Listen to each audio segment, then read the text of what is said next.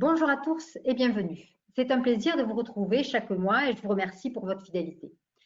Le thème du jour est le décrochage scolaire. Les éditions CEDRA participent au quotidien de nombreux élèves et de leurs enseignants depuis plus de 35 ans et en publiant des méthodes et des outils pédagogiques.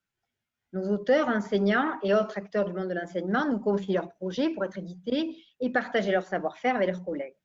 C'est dans cet esprit que nous avons lancé cette émission au printemps dernier. Parlons-en avec CEDRA propose une série de tables rondes et de débats autour de grands thèmes pédagogiques en lien avec l'actualité. Vous pouvez d'ailleurs les retrouver sur notre chaîne YouTube ou sur notre site cedra.fr.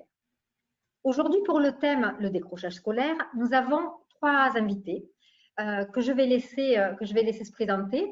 Donc, il s'agit de Sandrine Benazé-Rébérol, Anne-Virginie Breton et Philippe Goémé. Alors, je vais laisser la parole à Anne-Virginie, peut-être. Oui, bonjour. Écoutez, moi je suis psychologue dans l'éducation nationale, donc rattachée à un CIO. J'interviens dans des lycées, des collèges. Il se trouve que j'ai également un autre profil, puisque j'ai travaillé longtemps en service de soins en tant que thérapeute, psychologue thérapeute, en service de soins étudiants sous responsabilité psychiatrique. Cette double culture-là du médico-social et de l'éducation nationale m'a donné l'idée de fonder une association pour créer sur le territoire tourangeau un dispositif en direction des jeunes qui sera en difficulté dans le système éducatif classique. Donc le projet est de créer un dispositif lycéen public, voilà, et de créer également un pôle ressources en direction des équipes éducatives, quelles qu'elles soient d'ailleurs. Donc, dans ce cadre-là, j'ai pu rencontrer les personnes de la FESPI, la Fédération des établissements scolaires secondaires publics innovants, et donc Sandrine Benazé qui est là, et Philippe Goémé, bien sûr, qui vont se présenter eux-mêmes. Alors, Philippe, je vous laisse la parole. Oui, bonjour. Donc moi je suis Philippe Goémé, historiquement prof de sciences économiques et sociales, membre des équipes qui ont développé les structures de raccrochage dans les années 2000, pôle innovant lycéen à Paris. Et puis depuis 2012, j'ai rejoint la recherche et l'INSPE, la formation des enseignants, avec une double casquette, responsable de la formation transversale des enseignants, tous les objets transversaux du métier sur l'académie de Créteil. Et puis un travail en lien avec la recherche et les nouvelles problématiques éducatives, dont le décrochage, c'est-à-dire ces problèmes anciens qui existent dans l'école depuis longtemps, le harcèlement, les victimations, les discriminations et le décrochage, mais qui sont des problématiques nouvelles pour l'école, avec donc un double enjeu qui est de participer à des travaux de recherche dans ces objets-là, sur ces objets-là, même si je ne suis pas moi-même chercheur, et les décliner sous forme de formation. Face à de nouveaux enjeux pour l'école, il faut imaginer d'autres modalités de formation pour les enseignants et les équipes, en termes d'accompagnement, en termes d'outils de formation. Donc voilà, j'ai cette double valence entre la formation et la recherche. Sandrine, peut-être quelques mots? Oui, bonjour à tous. Donc, je suis Sandrine Benazé-Rébérol. Donc, j'enseigne comme Philippe les sciences économiques et sociales depuis 22 ans. Et depuis 10 ans, je suis au micro-lycée de Vitry, qui est une structure pour raccrocheurs, qui appartient à la FESPI. Et c'est comme ça que j'ai pu accompagner, et que j'accompagne encore le projet de l'autre lycée de Tours. Par ailleurs, je suis en thèse en ce moment à Paris 8 et je travaille sur le faire équipe dans ces établissements alternatifs. Alors, pour parler justement du décrochage, nous avons divisé la partie en trois thèmes. Donc, on va essayer de débattre autour de ces trois moments clés. Déjà, la première question qui va être de quoi décroche-t-on lorsque l'on permet de s'absenter de l'institution scolaire, universitaire ou de formation? Quels facteurs aussi sont susceptibles de favoriser le décrochage et comment les identifier? Donc, comment identifier plutôt l'élève décrocheur aussi? Et y a-t-il des recours? Ou quels recours peut-on mettre en place? Ou faudrait-il inventer peut-être? Je ne sais pas, là c'est vous qui allez nous apporter tous ces éclairages. Alors sur ce premier thème, justement, on a essayé de diviser en sous-thèmes. De quoi décroche-t-on?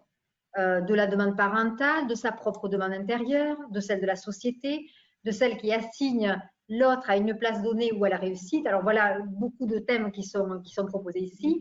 La perte du lien avec ses pairs, Peut-être, Philippe, une première intervention sur ça, une première observation. De quoi décroche-t-on? Est-ce qu'on peut décrocher de tout à la fois, d'un seul thème? Est-ce qu'il y a une hiérarchie dans le décrochage? Je ne sais pas. Ben, c'est souvent ça. Enfin, moi, j'utilise souvent l'image du tauron. Vous savez, ces cordes qui sont faites de plusieurs fils. Et aucun fil n'est assez solide pour tenir le lien, mais quand ils sont tissés entre eux, ben, effectivement, la corde est solide comme un filin en acier. Vous voyez, aucun petit fil n'est suffisant, mais le filin tient. Et donc, quand on décroche, c'est effectivement avec tout ça. Voilà. Effectivement, on ne se soumet plus à une demande parentale. L'injonction parentale ne suffit plus à aller à l'école. On décroche de l'intérêt du savoir aussi. On va aussi à l'école pour apprendre, pour connaître. Et donc, il y a aussi un perte d'intérêt intellectuel qui fait qu'on allait aussi à l'école. On se levait le matin aussi pour aller faire des maths, du français, de l'anglais. On sort aussi d'un chemin potentiellement normé. C'est clair, hein, dans notre société actuellement, un diplôme, un emploi, enfin, c'est des choses qui sont très très liées. Et donc sortir du décrochage, on décroche aussi de cette idée d'avoir une insertion socio-professionnelle qui soit normée. C'est pas rien en termes de symbolique aussi. Clairement, on sort aussi des temps sociaux repérés, c'est-à-dire quand on n'est pas lycéen, quand on n'est pas travailleur, qu'est-ce qu'on est, quels sont nos temps, comment on s'inscrit dans des temps sociaux repérés, où on est, qu'est-ce qu'on fait. C'est des choses qui sont pas évidentes. Donc, on sort aussi d'une relation avec les adultes dans un cadre éducatif. C'est pas neutre, hein, le rôle qu'ont les adultes dans un cadre éducatif comme le lycée. Et puis du lien avec ses pairs, le lien entre lycéens, et c'est pas le lien du quartier, c'est pas le lien du bas de l'immeuble, c'est pas du lien avec les cousins ou avec les frères et sœurs, c'est un lien particulier, socialisation particulière dans le cadre éducatif qu'est l'école. Donc voilà, pour moi, quand on décroche, ce sont tous ces éléments-là, avec certains plus prévalents que d'autres. Hein. On connaît des élèves qui sont dans les établissements et qui montent pas en classe, par exemple. Donc ils n'en ont pas perdu avec la socialisation, ils sont encore socialisés avec l'école, en tout cas avec les pairs, ou avec une certaine forme de retour à l'école, de place dans l'école, mais ils sont plus socialisés que certains cours. Mais ils montent pas à certains cours non plus. Ils montent à certains et pas à d'autres. Vous voyez, donc en fonction des élèves, eh ben, c'est pas les mêmes liens qui vont se rompre au même moment de la même façon. Il y a un âge pour. Est-ce qu'on est décrocheur, plus on grandit, plus on a des chances d'être décrocheur, ou est-ce que déjà on peut observer ça chez des plus petits? Si c'est oui, ben on sait que c'est autour de la quatrième souvent que les choses se jouent. Hein. Les parcours de décrocheurs se jouent souvent autour de la quatrième. Mais là, je pars sous le contrôle effectivement de mes collègues intervenants. Mais au moment où on s'émancipe un peu du poids de l'adulte, donc on repère en collège, même si les chiffres de décrochage en collège sont compliqués à récupérer, puisqu'officiellement on est à l'école. Souvent, c'est autour de la quatrième que les choses se jouent. Et puis le palier de la seconde et de l'orientation, c'est aussi un palier difficile. On sait bien qu'on a un système qui grince aux charnières. Voilà, donc c'est souvent assez compliqué. Ce sont des moments difficiles. Donc, mais c'est vrai que c'est souvent dans ces eaux-là que ça commence. Après, il y a les confrontations aux examens, mais c'est oui, quand les parcours commencent tôt, ils commencent plutôt autour de la quatrième. Voilà. Après, il y a des élèves qui cumulent des difficultés de très long terme. Hein. On parle de décrochage aussi dans le primaire. Mais si on est sur cette fin de scolarité entre guillemets, parce que la quatrième est encore un peu loin, c'est souvent dans ces eaux-là que ça se joue. Et puis l'entrée en seconde est souvent compliquée. Et puis on n'a pas encore les effets non plus des injonctions à l'orientation que nous pose la réforme du bac, qui va aussi poser d'autres questions. Là, en décembre de la seconde, quand je dois choisir mes spécialités qui sont censées m'engager, je ne sais pas encore comment ça va agir aussi sur l'engagement scolaire des élèves. Anne-Virginie, peut-être vous, en tant que psychologue, vous avez observé ces décrochages multiples, justement, que Ah bah, décrivait Philippe. c'est mon quotidien, malheureusement.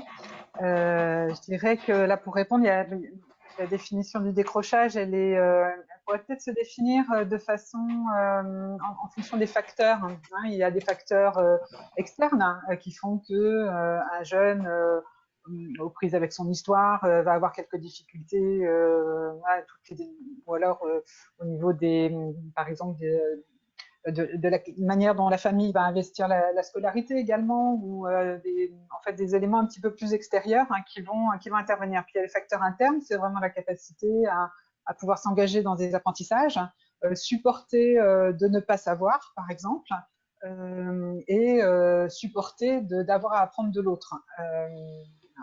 Un enseignant, un maître. Donc il y a beaucoup de facteurs qui se croisent. Effectivement, pour être accroché, il faut un certain nombre de fils fils qui tiennent, qui se tissent entre eux, qui soient harmonieux. Hein. Et puis, parfois, trop de choses viennent se désarticuler, mal s'articuler. Donc, sur les profils, c'est vrai que le moment de la 5e, de la 4e, il y a tout le pubertaire là, qui surgit. La question de répondre aux injonctions parentales et puis répondre aussi à l'injonction de l'école, avec cette injonction à réussir. Beaucoup de choses se rejouent à ce moment-là, mais en fait, c'est à tous les moments qu'il peut y avoir un moment de vacillement vis-à-vis des savoirs ou de l'institution scolaire. Je travaille également, alors je travaille en collège. Évidemment, il y a des décrocheurs. J'en ai encore eu un ce matin, avec 2 de moyenne. Et puis, je travaille en prépa, en classe prépa, et il y a toujours eu du décrochage ou de l'arrêt, en tout cas, du cursus scolaire. Cette année particulièrement, voilà, on est passé de 1,5% de décrochage à 5%. Donc, cette question du décrochage, elle est à tous les niveaux, à tous les moments, elle est possible. Voilà. Sandrine, peut-être par rapport à votre expérience, justement, vous avez quelque chose à apporter justement sur votre quotidien, peut-être, parce que vous travaillez aussi dans un micro-lycée, je crois. Oui, c'est ça. Donc, mais je voulais, avant, peut-être rebondir un petit peu sur ce que disaient Philippe et Anne-Virginie. L'institution scolaire, l'école en elle-même, que ce soit au collège ou au lycée, n'aide pas non plus, enfin, a sa part de responsabilité au décrochage dans la mesure où elle n'aide pas à faire tous ces liens justement et à nouer tous ces liens ensemble. Pour faire pendant à l'image de taureau-né dont parlait Philippe, dans l'institution scolaire, les élèves sont plutôt saucissonnés. C'est-à-dire que la prise en charge des élèves, elle va être pédagogique par l'équipe de professeurs, elle va être éducative par l'équipe des CPE, elle va être sociale par l'assistante sociale, médicale par l'infirmière, etc. Et jamais ou assez rarement on va pouvoir tous avoir le même niveau d'information et pouvoir tauronner correctement tous ces liens. Et alors pour vous répondre, Sandra, donc au micro-lycée où on reçoit effectivement un public de décrocheurs, on est confronté à la même difficulté de renouer tous ces liens parce qu'on est face également à du redécrochage. Mais là, mon quotidien, il est un peu différent dans la mesure où moi, j'ai l'impression d'être en permanence à l'affût et à la prévention des stratégies d'échec et que vont mettre en place les jeunes, en fait, avec le sentiment que réussir pour des décrocheurs qui se réinscrivent à l'école, c'est source de grande angoisse pour eux et qu'ils vont quasiment tout faire pour à nouveau échouer parce que l'échec, ils connaissent. Et donc, voilà, mon quotidien, c'est de fomenter des stratégies pour deviner et prévenir les stratégies d'échec qu'ils peuvent mettre en route. Alors, si on parle justement on a vu un petit peu de quoi on peut décrocher. Les facteurs, est-ce qu'il y a des facteurs communs à tous ces décrocheurs? Alors là, on passe à la diapo suivante, mais c'est vrai que c'est un des thèmes, je dirais, les plus variés, hein, puisque des facteurs, j'imagine, qui sont multiples. Est-ce que chaque facteur découle d'un décrochage? Ou plutôt l'inverse, est-ce qu'un décrochage découle d'un des facteurs? Est-ce que le décrochage scolaire est forcément dû à un problème avec un enseignant, avec une matière, avec l'école, ou est-ce que justement plusieurs facteurs viennent le décrocher sur la partie scolaire? Est-ce que vous avez observé justement une corrélation entre les facteurs et le décrochage? Alors, Philippe? Oui, mais je veux bien. Enfin, ce qui avait commencé à être dit tout à l'heure à juste titre, il y a des causes internes et des causes externes. Voilà. Il y a des élèves qui ont des difficultés psychosociaux, familiales diverses, et qui amène ces difficultés dans l'école et qui demande une prise en charge particulière, spécifique ou adaptée ou juste bienveillante, enfin, voilà, en tout cas reconnaissante de ces difficultés dans l'école. Voilà. Et puis il y a des causes internes, c'est-à-dire j'avais un ancien proviseur, Monsieur Hongui, qui disait que le décrochage c'est une maladie nosocomiale de l'école, et je pense qu'il avait vraiment raison, et que je pense que effectivement c'est bien au sein de la proposition éducative globale que se noue une grande partie du décrochage. Est-ce que effectivement sa parole est reconnue comme légitime dans l'institution scolaire? Est-ce qu'il reçoit un sentiment de justice? Est-ce qu'il pense qu'il y a une forme de justice dans l'école? Est-ce que les conditions d'accueil dans l'école le font être considéré pas seulement comme un élève, mais aussi comme un enfant, par exemple? Est-ce que les apprentissages ont du sens? Je renvoie aux travaux de Reuter, par exemple, autour de ce genre d'objet. Est-ce que les rythmes d'apprentissage sont adaptés? Est-ce qu'ils ont effectivement une finalité en lien avec ce qu'on fait dans l'école? Voilà. Donc, il faut dissocier vraiment ces deux éléments. Oui, l'école, et on sait maintenant que le climat scolaire est un des vecteurs principaux du décrochage des enfants dans l'école. Voilà.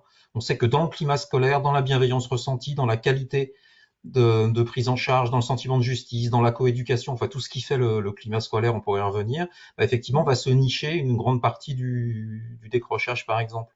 Si on prend une des causes de décrochage qui peut être la relation au père qui est difficile, qui naît dans l'école, le harcèlement, de certains élèves décrochent parce qu'ils préfèrent ne pas être soumis à la pression des pairs. C'est l'ambivalence de je veux me socialiser et en même temps c'est des choses qui sont complexes.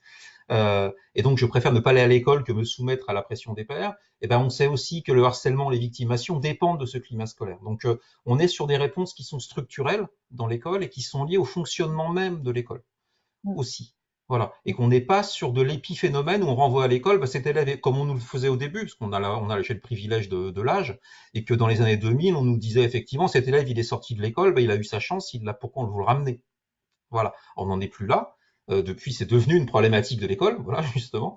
Mais on n'en est plus là-dessus. Mais donc, il y a bien cette question qui se pose. Qu'est-ce qu'on peut faire de point de vue éducatif? Et c'est là où les projets des lycées dont vous parlez sont intéressants. C'est de se dire, il y a une réponse éducative et pédagogique au décrochage, et il n'y a pas seulement une prise en charge pour remédier les difficultés de l'élève. Et puis juste, je vais terminer là-dessus. Quand bien même l'élève a des difficultés psychosociaux, familiales, tout ce qu'on veut, et alors, l'école, elle est censée être inclusive, elle est censée trouver une solution pour lui. Quand bien même, on dirait pas à un élève, bah, t'es en fauteuil roulant, il y a des escaliers, tu viens pas dans l'école.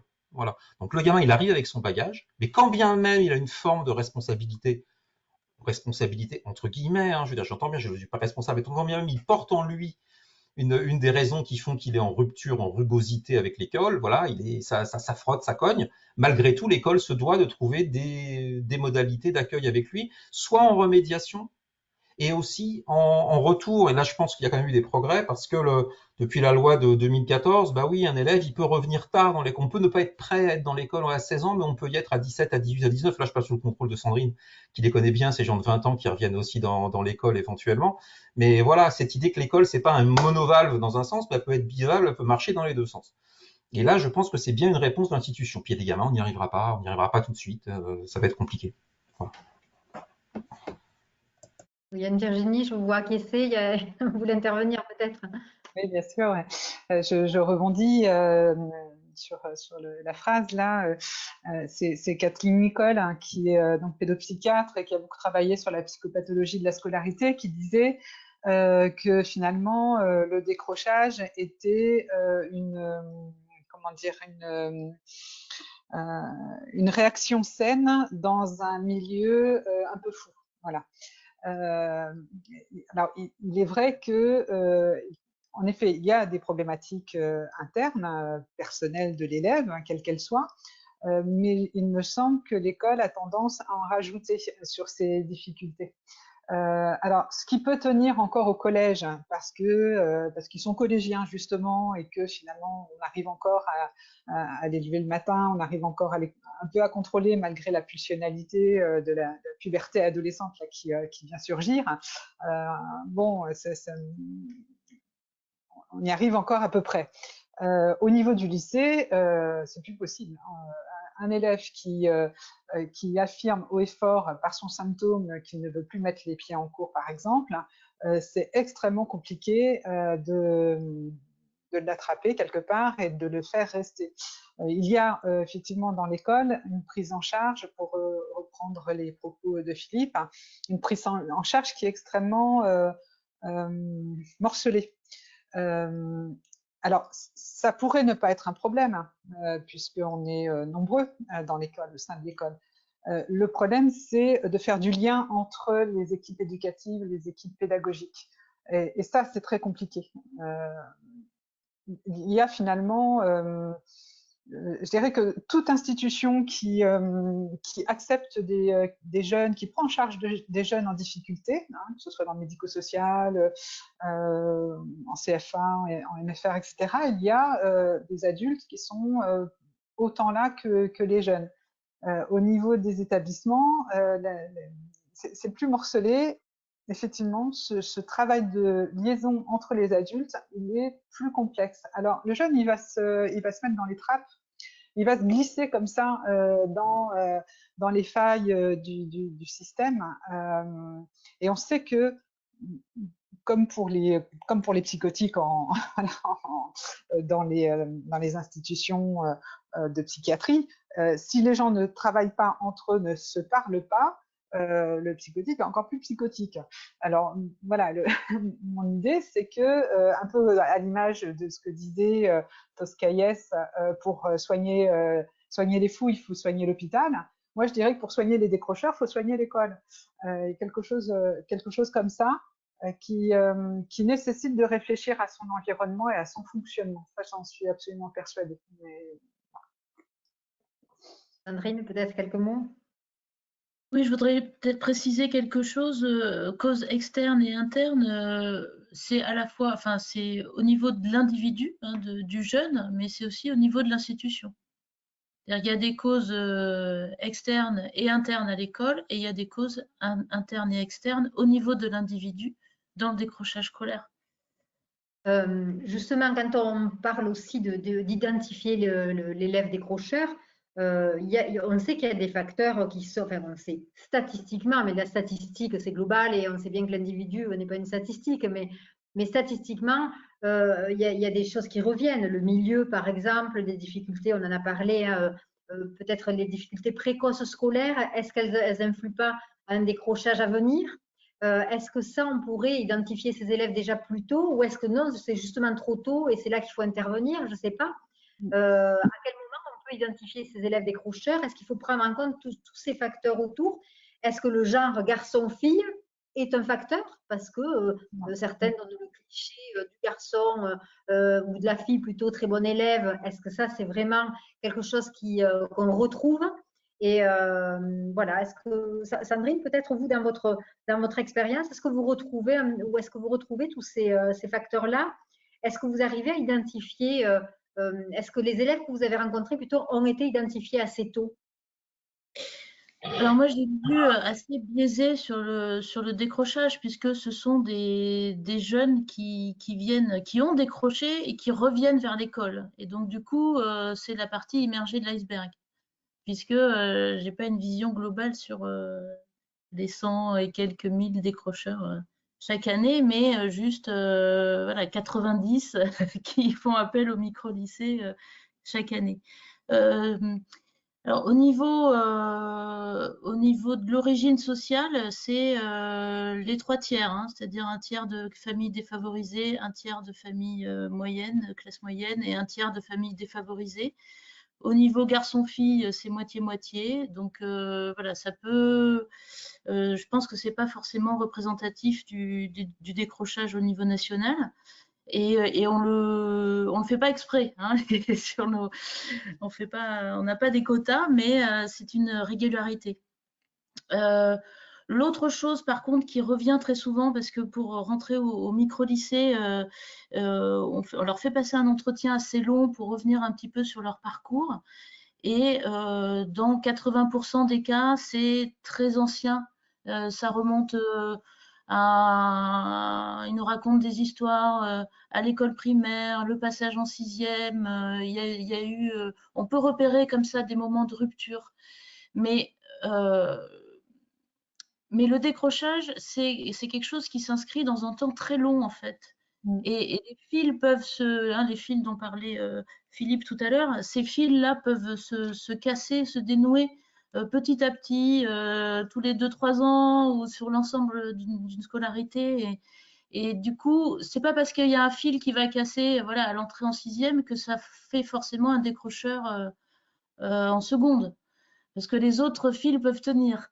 Donc, la difficulté, ce serait d'avoir, enfin, ce qu'il faudrait faire, mais ce serait d'avoir cette historique-là de ces fils qui se dénouent petit à petit et de pouvoir dire à un moment donné, ah ben là, on est proche de la rupture parce qu'il y a trop de fils qui se sont rompus. Sauf qu'on est incapable de le voir, de le percevoir. Oui, Anne-Virginie? Oui, je voudrais simplement dire là comment identifier l'élève décrocheur. Alors bon, à ce niveau-là, je vous rassure, l'école est quand même très au point pour savoir, pour identifier les élèves qui vont être en difficulté dans son rapport à l'institution. On a des commissions de suivi, on a voilà, des outils aussi de repérage de l'absentéisme, du niveau scolaire, du malaise. Donc c'est tous ces signes cliniques que l'on peut observer, quand même, ils sont croisés et on travaille en ce qu'on appelle en gain ou en commission de suivi, enfin peu importe comment ça s'appelle, mais dans tous les établissements scolaires, il y a ça. Hein, il y a, et puis en termes de décrochage également, il y a ce qu'on appelle la mission de lutte contre le décrochage scolaire, la MLDS, qui fait aussi un énorme travail de repérage des élèves sortant plus de 15 ans et demi, 16 ans, pour qu'ils restent dans un processus de formation. Donc les identifier, je dirais que c'est pas vraiment le problème. Hein. On sait, on a vraiment une vision du paysage des élèves en fragilité par rapport à voilà, l'institution. C'est davantage les outils que l'on pourrait avoir. Alors, on a des tas d'outils, des tas de possibilités, et je pense qu'il y a on compose autant de réponses en fonction de la situation de l'élève. Il n'y a pas je dirais, comme ça, un profil type. Il y a plein de profils types. Et je crois que c'est vraiment important d'écouter ce qui se passe, à quel moment quelque chose a pu vaciller. Bon, ça, c'est notre travail au quotidien. Hein, à quel moment, il y a plein de petites marches sur lesquelles le jeune peut buter, tomber, se raccrocher, éprouver la distanciation par rapport à l'école, et puis revenir. Voilà, c'est très vaste tout ça, très individuel, et on y répond aussi en fonction de la situation. Est-ce que on pourrait, parce que certains parents regardent aussi ces émissions, il n'y a pas que le monde de l'enseignement, est-ce que des parents, on pourrait les aider justement à identifier si leurs élèves, si leurs enfants, pardon, là pour le coup, justement montrent des signes de décrochage? Est-ce que c'est uniquement le résultat scolaire qui montre qu'il est décrocheur? J'imagine, la chose la plus visible peut-être pour le parent, ou est-ce que d'autres critères sont à prendre en compte? Est-ce qu'on peut les aider justement à avoir une attention particulière sur un point particulier? Mais excusez-moi, je ne sais pas si j'avais la parole. Pour revenir sur cette idée, effectivement, il y a des typologies qui existent. Hein, en Amérique du Nord, Janosch en a fait, Catherine Blaillard en France en a fait, des typologies qu'on retrouve d'ailleurs entre les dépressifs, les discrets. Voilà, on en a. Ça a l'avantage de permettre de lire. Vous voyez ce que je veux dire? Ça répond pas effectivement. Vous aviez raison, Anne-Virginie, ça répond pas à un diagnostic précis, mais ça permet d'aider des fois à éclairer un peu une situation, de rapprocher de quelque chose, émettre des hypothèses. Il y a des éléments qui sont, qui sont lisibles. Mine de rien, l'absentéisme, ça fonctionne. Hein, c'est en même temps une cause et en même temps une conséquence. C'est-à-dire que moins on vient, moins c'est facile de venir, et moins c'est facile de venir, moins on vient. Vous voyez, c'est quand même des choses qu'il faut lire avec une vraie question qui est pas. C'est pas seulement pourquoi t'es pas à l'école, mais qu'est-ce que tu fais quand t'es pas à l'école? Parce que la question, c'est qu'est-ce que fait un gamin quand il n'est pas à l'école? Et sur la région parisienne, il a des tas de trucs à faire quand il n'est pas à l'école. Voilà, de plein de façons, chez lui ou pas chez lui. Voilà. Donc ça, c'est une idée. Quel est mais ça rentre dans une relation qui est plus avec l'enfant et la famille autour de l'école. Est-ce qu'il est capable de dire ce qui s'y passe, comment ça s'y passe? Est-ce qu'il y a des formes d'énervement par rapport à l'école? Après tout, dire du mal d'un prof, c'est déjà être décrocheur.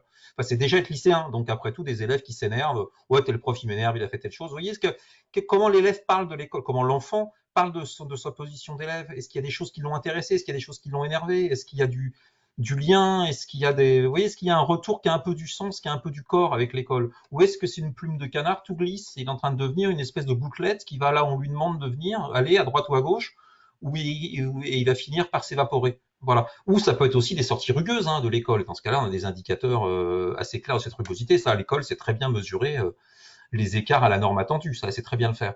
Donc, on a, vous voyez, est-ce qu'on est dans un rapport lisse? Est-ce qu'on est dans un rapport où il y a des formes, mais des formes de rugosité, d'accroche, voilà. Est-ce qu'on est dans de la confrontation? Est-ce qu'on glisse comme ça? Est-ce qu'il se passe quelque chose? Comment on parle de l'école avec l'enfant à la maison? Qu'est-ce qui s'y joue? Alors oui, les résultats scolaires, oui, l'absentéisme, c'est des objectifs, mais on peut avoir des baisses de résultats pour plein de raisons qui ne sont pas forcément liées à du décrochage, après tout. Il y a plein de choses qui peuvent se jouer. Un gamin qui est harcelé a aussi des résultats scolaires qui baissent. Voilà, jusqu'au moment où il supporte plus, il y va plus. Donc, oui, il y a des éléments objectifs, mais je trouve que ça s'ancre surtout dans quel est le retour que fait l'élève de sa vie de lycéen. Comment il en parle, qu'est-ce qu'il en dit, qu'est-ce qui s'y passe, qu'est-ce qui retourne. Voilà. Oui, vous parliez de l'attachement à l'école, effectivement, ça aussi, je lisais ce matin justement en me préparant, enfin en m'intéressant au thème du jour, le sentiment d'appartenance à un établissement qui était important effectivement par rapport au décrochage. Et donc l'étude PISA de 2015 montrait que la France, malheureusement, le sentiment d'attachement à l'établissement était le plus bas, puisqu'il était à peu près autour de 40%. Et le plus haut, je dirais que c'est les Espagnols avec pratiquement 80 ou 90%. Et c'est vrai que cet attachement à l'établissement, ou ce détachement plutôt à l'établissement, c'est ce que vous dites, contribue peut-être à l'éloigner au fait de s'intéresser à l'école, à la scolarité et à s'investir. Tout à fait. Peut-être une réaction sur ce qui vient d'être dit. Anne-Virginie, je vous ai vu réagir un petit peu sur ces propos. Non, ça m'a fait penser voilà, à un jeune que j'ai vu ce matin qui effectivement a été harcelé et puis tout de suite j'ai entendu, enfin voilà, l'alerte a été lancée par la maman. J'ai réagi en écoutant le jeune, en parlant à la direction, en essayant de faire un entretien pour essayer, parce que ce jeune ait un peu de ressort pour identifier les propres mécanismes qu'il met en œuvre, par exemple, pour être en situation d'être harcelé. Enfin, il y a eu une intervention des chefs d'établissement, il y a une confiance, j'ai reçu la maman ce matin, une grande confiance des parents de la maman vis-à-vis de l'institution. Et puis, on a pu échanger sur que faire. La demande, c'était de comprendre pourquoi, et j'ai plutôt orienté en me disant, mais peut-être plutôt que faire pour accompagner ces moments d'histoire du jeune et voir comment ça avance. Voilà, hein, donc que les choses soient plutôt du côté de avançons ensemble pour continuer à réussir à revenir, par exemple. Voilà. Donc un peu chemin faisant. Je dirais que, vous voyez, dans ce petit récit, ça s'est tenu en 3 semaines. Hein, c'est pas non plus très important, très massif. Hein, mais je dis à tous les coins, à tous les coins de rue, il y a un écueil possible. Hein. Il faut déjà que le jeune ait confiance dans l'adulte, et donc que les parents aient eu confiance, enfin, et puis aussi donner à l'enfant la capacité d'avoir confiance en eux.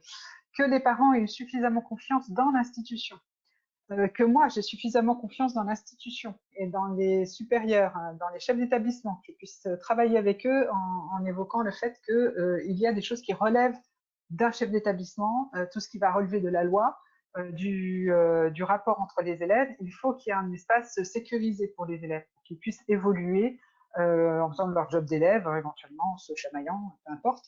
Hein, mais il faut que ça puisse être dans un espace où la loi puisse intervenir. Tous ces facteurs-là sont autant de facteurs sur une trajectoire, hein, de petites branches là, qui peuvent permettre de trébucher.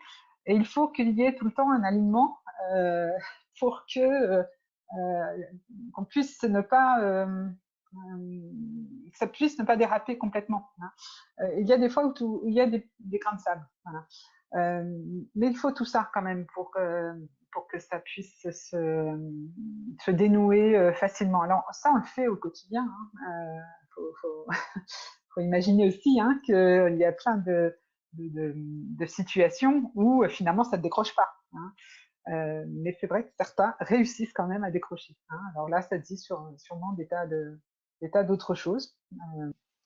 Oui, Sandrine? Oui, quelques éléments de réponse à votre question, Sandra, sur les petits signes que l'on peut repérer quand on est parent. Parce que c'est des choses qui reviennent très souvent dans les entretiens qu'on mène avec nos jeunes décrocheurs. C'est l'isolement social, les problématiques de sommeil et des addictions sous toutes leurs formes. Donc, facteur ou cause de décrochage ou pas, ce sont quand même ou parce qu'on décroche, on est isolé, etc. Peu importe, mais ce sont des signaux qui sont des facteurs assez communs, des éléments assez communs parmi nos jeunes décrocheurs. Si on raccroche un petit peu tout ça à l'actualité, on est dans une période un peu particulière hein, avec beaucoup de cours qui se font en ligne. On sait que bon, dans les lycées, actuellement, ils ont cours soit un jour sur deux, enfin la moitié des cours sont dispensés en distanciel. Il y a ce nouveau bac aussi. Est-ce que toute cette pression peut justement amener un jeune à décrocher ou parce qu'on on entend aussi les étudiants qui ont décroché sur leurs études. Est-ce que ça, c'est quelque chose que vous avez observé, vous, dans vos rencontres, dans vos activités? Est-ce que la pression scolaire, est-ce que l'anxiété par rapport aux évaluations, etc., peut amener un jeune justement à décrocher? Parce qu'on a parlé beaucoup des facteurs du type sociaux, des facteurs de l'attachement d'établissement, des problématiques, etc. Mais est-ce que la pression de la scolarité que se met des fois tout seul l'élève, est-ce que ça aussi, ça peut amener à décrocher, à baisser les bras? J'ai envie de réagir parce qu'on parle de la pression de l'école ou de la pression de la famille, mais on dit que l'école et la famille sont dans un bain social, dans une société et dans un monde qui est lui-même pris au prisme comment dire, de l'évaluation, de la performance, de la réussite. Il faut impérativement réussir, il faut que tout ce que l'on fait soit efficace. Enfin, c'est tout un discours comme ça alors que Lacan avait nommé à un moment donné le discours capitaliste, hein, enfin un cinquième discours, qui vient comme ça assigner chaque sujet à une réussite impérative, hein, enfin l'impératif d'une réussite, pour ne pas être en situation voilà, je vais être un peu fort, hein, mais de déchet, de décrocher, d'oublier, d'invisible, etc. Voilà. Donc il y a quand même aussi une société qui nous assigne un certain idéal. Donc cet idéal-là, quand on est un petit peu équipé pour les apprentissages, ma foi, on traverse la scolarité pas trop mal. On arrive jusqu'au bac avec quelques vacillements.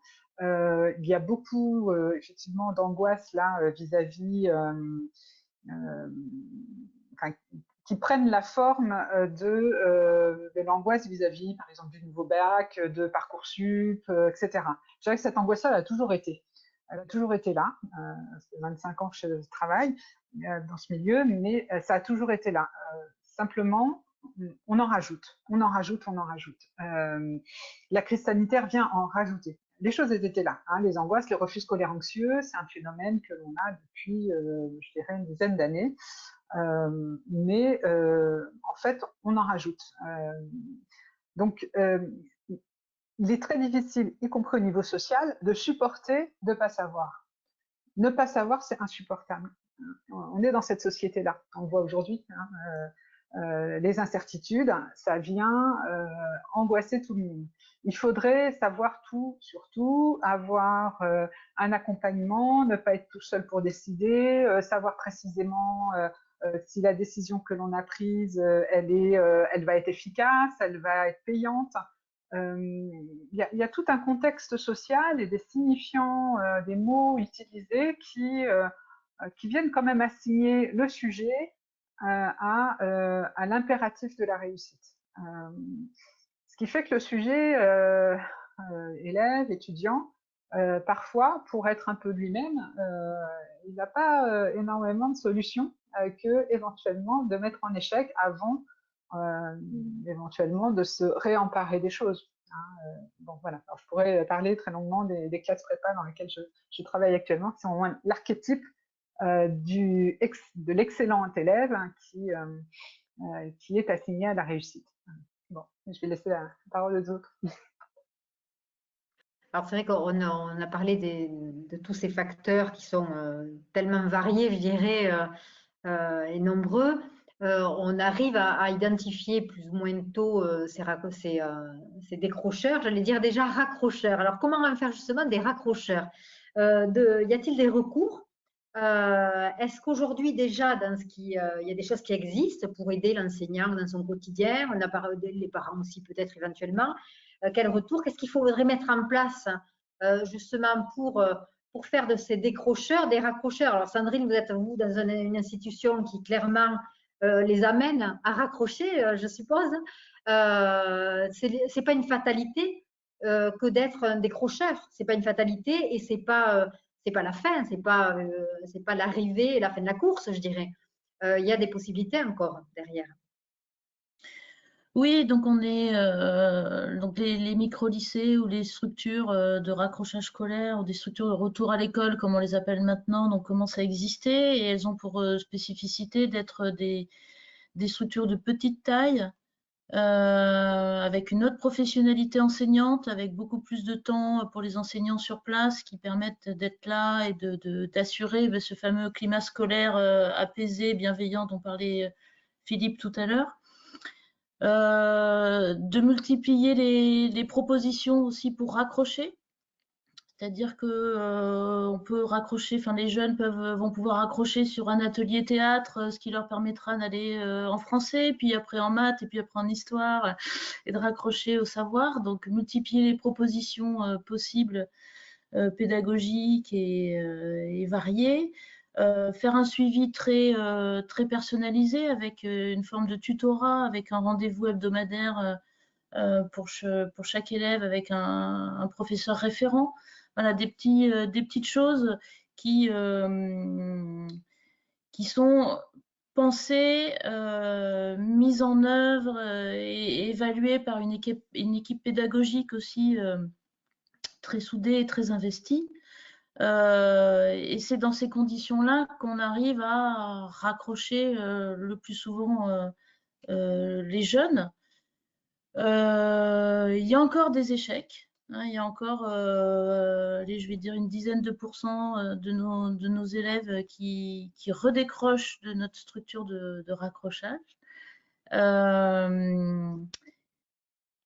Qui peuvent revenir aussi après, c'est-à-dire que c'était peut-être pas le moment. Voilà, je me suis inscrite en première cette année, j'ai pas réussi, j'ai peut-être commencé une terminale, mais voilà, j'ai redécroché, puis je reviens 1 an, 2 ans après. C'est-à-dire qu'on laisse aussi la porte ouverte, on laisse le temps. Ça nous arrive aussi nous-mêmes de les décrocher en parlant cette sortie, en travaillant cette sortie, parce qu'on voit bien que c'est pas le moment. Que c'est peut-être pas leur projet, que c'est celui d'un parent, que c'est celui de la société dont parlait Anne-Virginie. Et j'ai 2 cas en tête, voilà, qu'on a entre guillemets décrochés et qui sont revenus 1 ou 2 ans plus tard. Et là, c'était vraiment leur projet. Et il y avait eu ce temps de réflexion, ce temps de maturation, et c'est devenu des réussites. Donc, ça reste compliqué, mais c'est effectivement une deuxième chance dans ces structures. Voilà, c'est pas un long fleuve tranquille, on voit. Philippe, vous avez écrit un livre, Le décrochage scolaire, des pistes pour agir. Donc, j'imagine que là, quand on parle de recours, vous avez des choses à dire sur les multiples pistes. Oui, alors sur les recours, la proposition éducative et pédagogique, avec effectivement cette non-différenciation du pédagogique et de l'éducatif, hein, elle est importante et ça, Sandrine en parle très bien. On l'avait mis en œuvre, nous, dans d'autres types de structures avec d'autres types d'élèves, mais on était là-dessus. Effectivement, en interne, cette idée de créer un espace où la relation à l'adulte est plus apaisée, avec des rapports d'égalité, mais ce qui ne veut pas dire d'identité, un rapport au savoir qui va être différent, une organisation différente des temps, cette baisse de pression, effectivement, on peut l'avoir. Moi, je voulais juste insister aussi sur un fait, parce qu'il faut malgré tout le dire, c'est que ce modèle micro-lycée, il s'est développé, il s'est diffusé. Les structures de raccrochage de ce type-là, il y en a une cinquantaine en France maintenant. À partir de 2012, ça s'est développé. Moi, j'avais été chargé de les accompagner en partie pédagogiquement pendant quelques années. Donc, il y a quand même une prise en compte institutionnelle forte de ce phénomène. Voilà. Il y a des gens qui sont formés pour ça, il y a des référents décrochage dans les établissements, il y a des GPDS, groupe de prévention des décrochage scolaire, dans chaque lycée, éventuellement dans les collèges. En tout cas, je parle pour l'Académie de Créteil. Ça peut être compliqué à d'autres endroits. Il y a des référents décrochage, il y a des coordos décrochage, il y a des PSAD, il y a des focales. Enfin voilà, c'est Beaubourg un jour d'été, il y a des tuyaux dans tous les sens pour les décrocheurs. Voilà. Mais ça marche quand même. On est passé quand même autour de 8% de décrocheurs. Voilà, on était à 16% en 2009, on est autour de 8%. Vous voyez là, quand ça marche, faut le dire. Enfin, voilà, il y a des choses qui fonctionnent. Voilà. Après, effectivement, il y a ces derniers et les structures de raccrochage type micro-lycée, elles sont importantes, mais même s'il y en a une quarantaine en France, ça fait un tout petit nombre. Voilà, même si vous en prenez une centaine, ça vous fait 4000 élèves, ou ça vous fait pas les 80 000 ou 90 000 qui restent dont parlait Sandrine. Donc, il y a le gros du travail, il va effectivement, donc on sait ce qu'il faut mettre en place. Clairement, c'est d'abord un repérage précoce, c'est le travail en prévention qui va être fondamental. C'est effectivement l'action sur l'accueil dans l'école, est-ce que ça implique d'accueillir dans l'école de façon bienveillante, comme on l'a dit, enfin, puisqu'effectivement le décrochage est un indicateur d'un dysfonctionnement, il faut effectivement agir sur ce qui fait qu'il dysfonctionne. Le fait de laisser du temps, voilà, c'est des choses qui sont importantes, c'est-à-dire de ne pas considérer que la réussite, c'est 18 ans le bac, 21 ans la licence, 23 ans la grègue, et puis 65 ou 70 ou 80 ans la retraite. Voilà, vous voyez ce que je veux dire? Cette idée de la réussite par le temps aussi, on le sait bien dans les microstructures, je parle sous le contrôle de Sandrine, cette idée, j'ai raté, j'ai mon bac à 20 ans. Voilà, cette idée-là qui leur court après. Vous voyez, c'est ces inversions qu'il faut faire dans le cadre des accueils, et vous le savez bien, qui sont importantes. Après, oui, il y a des élèves qu'on ramènera pas. Et les plus loin de l'école, on va bientôt attaquer le fond du matelas, on ne sait pas comment faire. Il y a des gamins qui sont extrêmement loin de l'école, ils ont même plus de contact avec des structures sociales, des filets qui peuvent les ramener. Habitant dans une ville à forte tradition, Ivry-sur-Seine, une ville à forte tradition associative, c'est le club de hand qui ramène des gamins dans l'école aussi. Dis donc, t'étais au hand, t'étais pas à l'école, toi? Tu vois, voilà. Et vous voyez, ces filets-là, il y a des gamins qui sont hors tout. Et ces gamins hors tout, ils sont pas hors de l'école, ils sont hors de rapport aux adultes, hors de rapport à la formation, hors de rapport à un schéma possible d'intégration, même s'ils ont le droit, ils ont le DARFI, le droit au retour en formation initiale. Voilà, maintenant on a ça quand même, c'est formidable. On peut, n'importe quel élève jusqu'à 24 ans peut frapper à la porte d'un rectorat et dire je veux revenir dans l'école. Et c'est un droit opposable. Voilà. Comment il est accueilli, qu'est-ce qu'on lui propose, ça c'est autre chose. Voilà, c'est compliqué. Mais la structure, la proposition institutionnelle, elle fonctionne à peu près. Il y a des personnels qui commencent à être formés malgré tout et qui commencent à être engagés. Les propositions pédagogiques, on les connaît. La difficulté va être d'aller chercher certains élèves qui sont effectivement très très loin de l'école, et les plus loin, c'est ceux qu'on aura le plus de mal à ramener. Oui. Donc c'est vrai qu'on peut voir quand même que tout ça est très positif quand on voit l'amélioration qu'il y a. Parce que vous parlez justement, voilà, ça il faut regarder quand même le verre à moitié plein, je dirais. Et on va vraiment sur des améliorations. Ce qu'on comprend aussi, c'est vrai que c'est important de les identifier plus tôt. Ça aidera pour la suite au niveau de la scolarité en tout cas. On entend beaucoup parler du niveau des sixièmes, par exemple, le niveau de lecture qu'ils peuvent avoir chaque année, notamment quand il y a des enquêtes PISA. Alors là, ils ont 15 ans à PISA, mais voilà, tous ces mauvais résultats, on voit que c'est très important d'améliorer la base et ça va dans ce sens-là, puisqu'on voit qu'il y a des progrès. Les outils sont donnés aux enseignants, les structures se développent, donc ça, c'est une très bonne chose. Donc, le suivi, on voit qu'il n'y a pas de chemin unique, il n'y a pas de profil unique. Et avec l'intervention de Sandrine, justement, qui était intéressante de voir qu'il y a un moment aussi, on n'est pas obligé de faire un suivi. Effectivement, on peut décrocher pendant 1 an, 2 ans. La maturation est importante et qui réalisent eux-mêmes aussi que tout n'est pas terminé. On peut revenir vers une scolarité et avoir un projet en tout cas et aboutir à finalement un raccrochage scolaire. Peut-être un dernier mot, Anne ou Sandrine ou Philippe, pour conclure. Alors c'est vrai que c'est un thème, on l'a rapidement balayé parce que chaque diapositive et chaque point pourrait être un débat. Et je sais que vous participez, vous trois, à des colloques et à des livres, etc., qui débattent largement de tout ça. C'est important aujourd'hui quand même de l'aborder parce que c'est une notion alors déjà d'actualité, hein, avec les décrochages qui se multiplient un petit peu dans ce qu'on entend dû à une scolarité un petit peu chaotique, je dirais, actuellement avec le Covid, avec chaotique, disons pas dans les normes, et qui dessert certains élèves, qui au contraire stimulent d'autres qui sont plus individuels et qui arrivent mieux à travailler de leur côté. Donc, on va voir ce que ça va donner. Il nous faut encore un petit peu de temps. Ça fait qu'1 an, hein, donc on va voir ce que ça va donner. Un dernier mot peut-être, Anne ou Philippe, Sandrine, pour conclure. Simplement, j'ai bien aimé effectivement ce rappel de la question de la chronologie du temps, du chronos. Hein. C'est quelque chose que l'on voit particulièrement quand il y a besoin de soins aussi, d'aller travailler ces problématiques psychiques. Et souvent, les équipes pédagogiques, des fois, ne comprennent pas pourquoi ça va pas plus vite. La maturation psychique, elle peut pas toujours se décréter et se superposer au temps scolaire qui a une rythmicité. Alors, bien sûr, hein, qui crée du lien social et qui fait société, parce qu'on ne peut pas être tous chacun à notre rythme, etc. Il faut bien que l'école est quand même le premier facteur, il me semble, de lien social. Et il est important, il est vraiment fondamental de le rappeler que c'est quand même le meilleur outil que l'on ait pour faire société et citoyenneté. Certains, voilà, sont pas dans ce rythme-là et ont besoin d'une certaine temporalité qui leur est propre et qui est évidemment différente, alors que ce soit au niveau des lycéens, que ce soit aussi au niveau des étudiants. Le temps du soin en tant qu'étudiant peut avoir besoin d'un petit peu plus de champ. Juste ça, autour du temps. Merci, Sandrine.